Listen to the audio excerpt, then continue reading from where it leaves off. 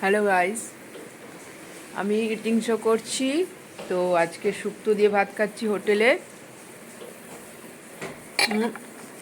খুব ভালো হয়েছে শুক্তোটা, দারুণ। শুক্তোটা খুব ভালো হয়েছে। শুক্তো, ডাল আর মাটন।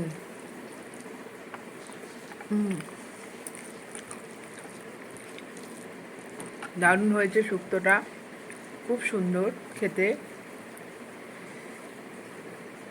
খুব সুন্দর হয়েছে। দেখো, খুব ভালো লাগছে খেতে।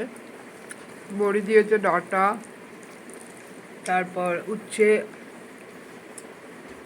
কাঁচকলা, খুব ভালো হয়েছে। আর মটন খাবো, দাঁড়াও, মটন থালি,